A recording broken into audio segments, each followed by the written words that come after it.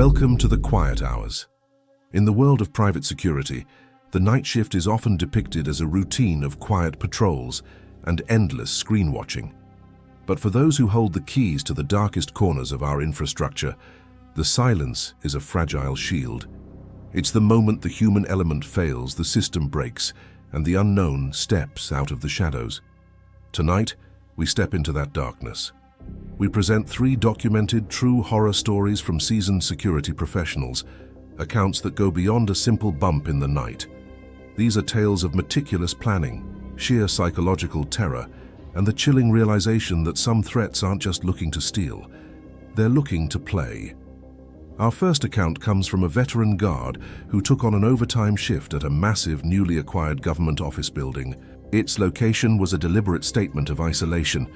6 towering stories deep in the countryside, miles from any town, and locked down by a 10-foot fence with coiled barbed wire. This was a place built to keep people out. The guard had seniority, but the site had a history of turnover. The reason became clear on a torrential Saturday night. Alone in the top-floor control room, the environment was already hostile, dominated by the noise of the storm. Then a sudden blinding flash of lightning illuminated the woods beyond the fence, and he saw it. A figure darting between the trees, too quick, too far away, and in a place where no person should ever be. Dismissing the vision as fatigue, he left his desk, only to return to a professional nightmare. First, a critical external camera feed, the one pointed toward the trees, had been precisely disabled. Then the access panel on the main screen flashed. A unique code had been successfully entered at a rear door. An unauthorized individual was inside.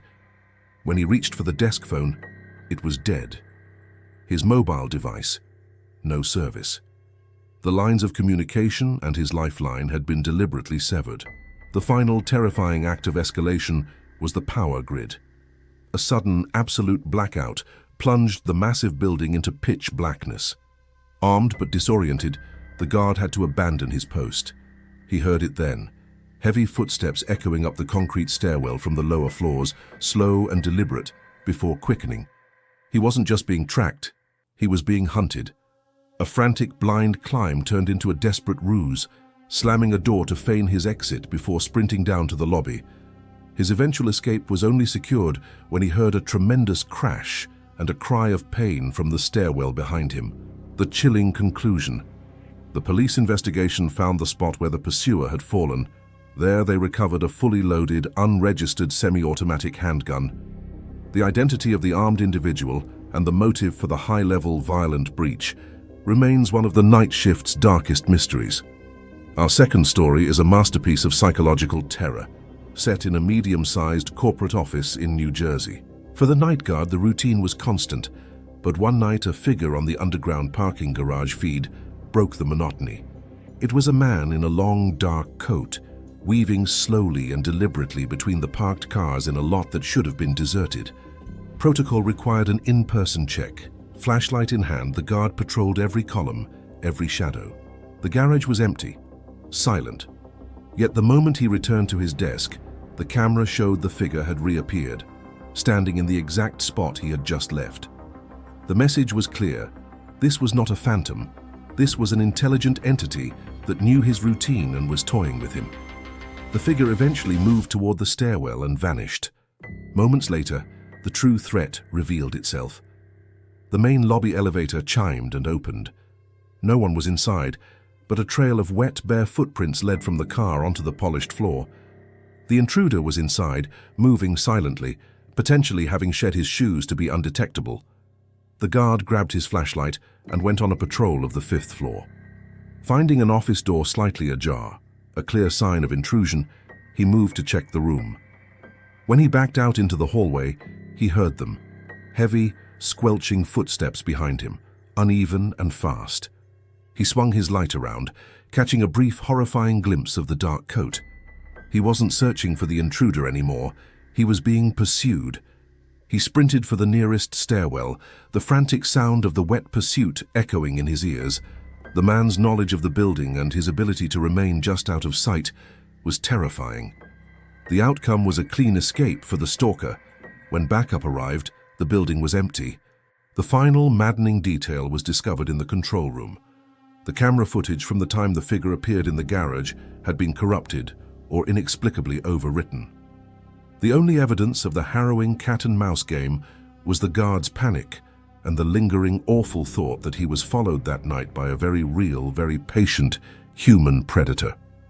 Our final account comes from a mobile security trainee on his very first night of patrol at a large medical clinic in Mississauga. This story highlights the terror when the systems you rely on fail and leave you exposed. The team arrived for a routine check to find the parking garage gate open and the front door visibly busted open. The paradox: the high-priority intrusion alarm was completely silent. The security perimeter had been breached with surgical precision. Stepping cautiously inside, they saw a disturbing sign. The main elevator was moving erratically, cycling through floors until it stopped at the top level. The intruder was not static. They were actively navigating the building. Ascending to the top floor, the building was dark. As they turned on lights and prepared for a confrontation, they heard footsteps running down the stairwell. The pursuit abruptly stopped. The intruder was now static, silent, and waiting on a lower floor, the classic setup for an ambush. The supervisor, realizing the danger, radioed for immediate backup and was ordered to hold their position. The next minutes were agonizing. Two guards on a high floor trapped, knowing a potentially armed threat was waiting below them in the dark, ready to spring. When a senior supervisor finally arrived, they executed a coordinated, systematic search. They swept every room and every floor. The entire building was clear until they reached a lower level. Suddenly, the front door burst open and footsteps pounded outside. The intruder had used the waiting time to find a hiding spot, a locker room, a maintenance closet, and waited for the patrol to pass before making a final, clean escape.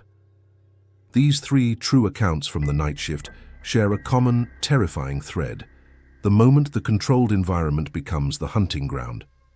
Whether facing an armed saboteur, a patient stalker, or a silent, cunning intruder, these guards faced not ghosts, but methodical human threats. The silence may return, but for these professionals, the feeling of being watched never truly goes away. If you found yourself on the edge of your seat, hit the like button and subscribe for more true stories from the darker side of security and survival. And let us know in the comments, which of these accounts made your skin crawl the most?